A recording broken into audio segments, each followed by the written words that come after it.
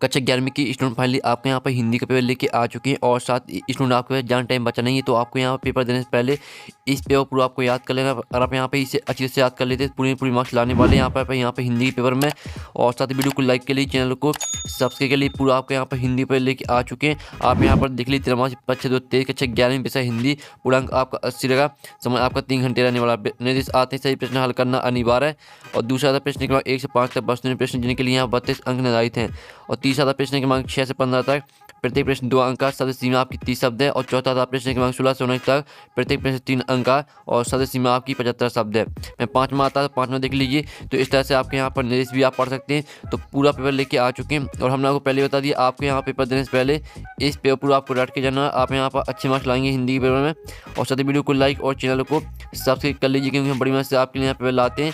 तो चलिए जो आपके यहाँ पेपर है वो देख लेते हैं। तो आपके यहाँ पर आते हैं 6 नंबर के, आपके यहाँ पर आते हैं सही विकल्प। सही विकल्प चुनकर लिखिए।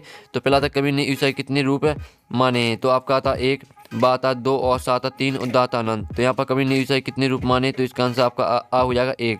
फिर दूसरा था मीरा ने श्री कृष्ण को किस रूप में स्वीकार किया, तो आपका आता ईसाई के रूप में, बात पति के रूप में, साता आराध्य के रूप में और दादा सकार के रूप में। तो मीरा ने श्री कृष्ण को किस रूप में स्वीकार किया, तो इसका आंसर आपका बा हो जाएगा पति के रूप में।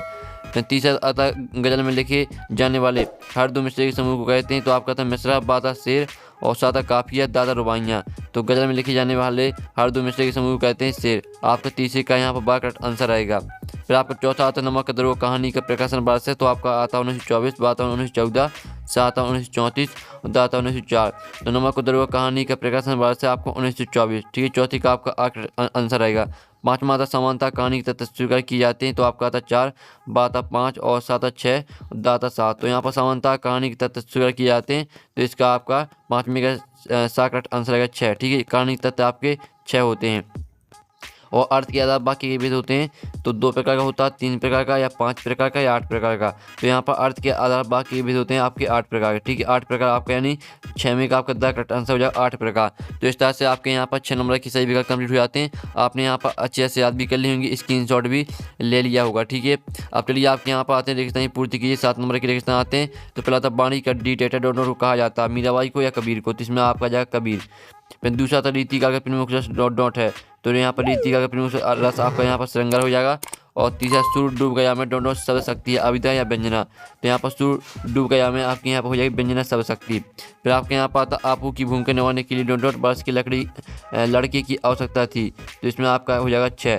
तो इस तरह से आपके यहाँ पर हमने 4 रेगिस्तान करा दिए। अब चलिए आपके यहाँ पर 5वां रेगिस्तान आता है। ठीक है, रचना के आधार बाग के दोनों प्रकार के होते हैं, तो रचना के आधार बाग होते हैं आपके 3 प्रकार के।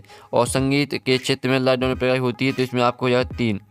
7वां आता हिंदी के पहला साप्ताहिक पाठ डॉट डॉट है, तो हिंदी के पहला साप्ताहिक आपको हो जाएगा उदत मार्तन। ठीक है, तो इस तरह से आपके हो जाते हैं यहाँ पर 7 नंबर के रेगिस्तान कंप्लीट। अब आपके यहाँ पर आती है सहयोगी योगी 6 नंबर की आती हैं। कलम आवबा में आपके यहाँ पर दिए सहयोगी पहले आती है, हम तो एक एक कर जाना, तो इसको आपको कबीर से मैच करनी है। और दूसरी आती सर्ग में बंदी रचना, तो इसे आपको महाकाव्य से सामने ही मैच कर देनी है। तीसरी आती आपू के साथ 2.5 साल, तो इसे आपको सत्यजीत राय से मैच करना, ठीक है, सामने ही मैच करनी है आपको। और किसी विचार या भाव के बारे में लिखना, तो इसका हो जाए भाव पल्लवन। ठीक है, और फिर आपका आता है राजस्थान की रजत बूंद है, तो इसे आपको अनुभव मिश्र से मैच करना। और जनसंचार का अंग्रेजी पर्याय, तो इसे आपको मास कम्युनिकेशन से मैच करना है। 6वीं भी आपको सामने ही मैच कर देनी है और 5वीं भी आपको सामने ही मैच करनी है। ठीक है, आप यहाँ पर देख लीजिए, इस तरह से आपकी 6 नंबर की जो सहयोगी वो कंप्लीट हो जाती है। जल्दी से इनका स्क्रीनशॉट ले लीजिए।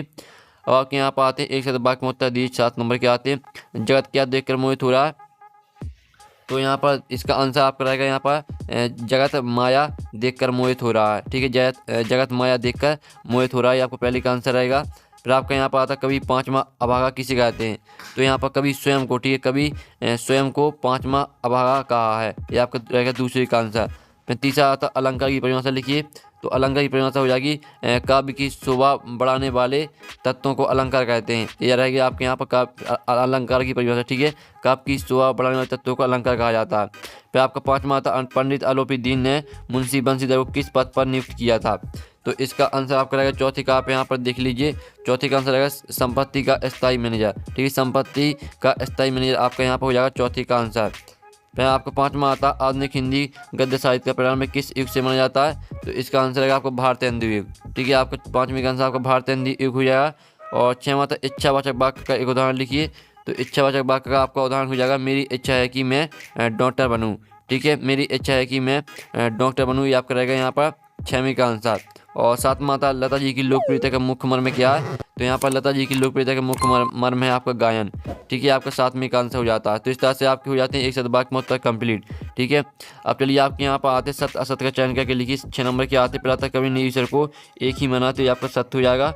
और छायावादी कवियों की प्रगति का मान, ठीक है, छायावादी कवियों की प्रगति का मानवीकरण किया, तो ये आपका सत्य रहेगा। और तीसरा दोहा रोला छंद को मिलकर कुंडिया छंद बनता, तो ये भी आपका यहाँ पर रहेगा सत्य। और फिर आपका आता तुम बरस लो बे ना बरसे में एवं अलंकार, ये आपका असत्य हो जाएगा। 5वां था मुंशी बंसीलाल के पिता उन्हें ईमानदारी के पाठ पढ़ाते थे, ये आपका असत्य रहेगा। और 6वां था किसी शब्द पर विशेष बल देने के लिए निपात का प्रयोग किया था, ये आपका सत्य रहेगा। तो इस तरह से आपके यहाँ पर 6 नंबर के जो सत्य असत्य वो कंप्लीट हो जाते हैं। जल्दी से जो इनके स्क्रीनशॉट वो आप ले लीजिए। अब चलिए आपके यहाँ पर देख लीजिए प्रश्न 6 था कवि ने अपने को दीवाना क्यों कहा, आपका 2 नंबर का क्वेश्चन रहेगा। अथवा था कवि की दृष्टि से ईश्वर एक है, इसकी समानता में उन्होंने क्या तर्क दिए हैं। इनके आंसर भी हम कराने वाले हैं, सभी आंसर आपको कराए जाएंगे। ठीक है, मीरा कृष्ण की उपासना किस रूप में करती है और रूप कैसा। ठीक है, आंसर देखने से पहले आप इनकी स्क्रीनशॉट ले लीजिए। अथवा था अपना घर से क्या तात्पर्य, इसे भूलने की बात क्यों कही गई है। 8वां क्वेश्चन छायावादी कविता की दुविधताएं लिखिए। अथवा था प्रयोगवादी कविताओं की दुविधताएं लिखिए, ये आपका 8वां क्वेश्चन रहेगा। चलिए आप आपका 9वां क्वेश्चन देख लेते हैं।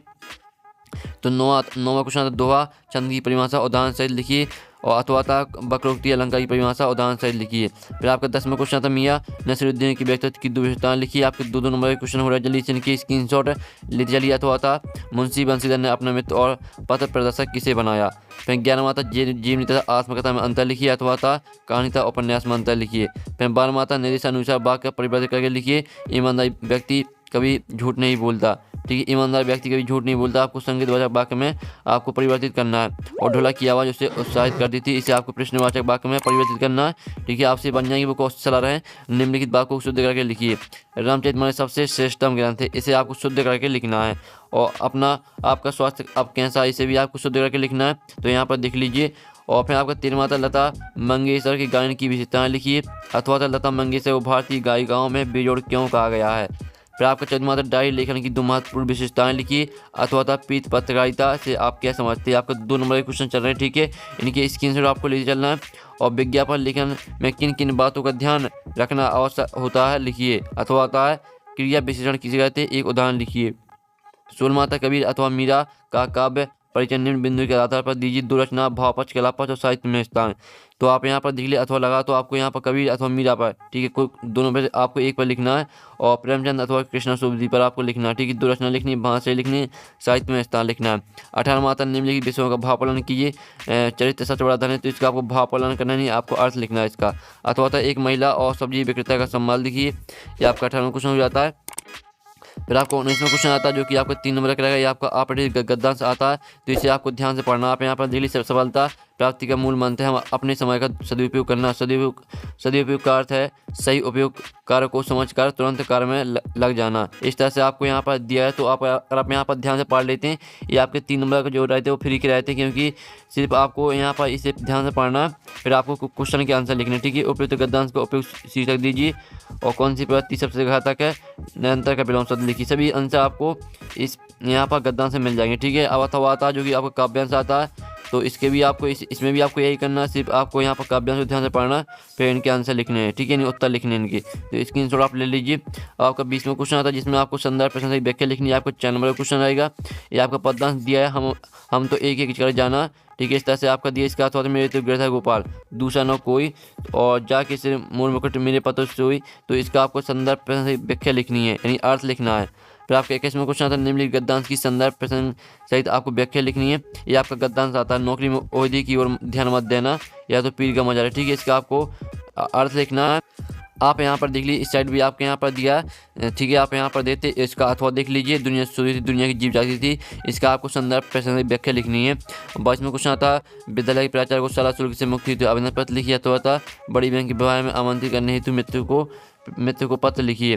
फिर 23वां क्वेश्चन आता है जिसमें आपको यहाँ पर रूपरेखा सहित निबंध लिखना है, तो आप यहाँ पर देख लीजिए। इस तरह से आपका हिंदी का पूरा पेपर हो जाता है। साथ ही इसका सॉल्यूशन मिल जाएगा आपको टेलीग्राम ग्रुप में, और टेलीग्राम ग्रुप की लिंक वीडियो के डिस्क्रिप्शन दी रखी। तो हम यहाँ पर नेक्स्ट वीडियो में टेक इन, बाय बाय।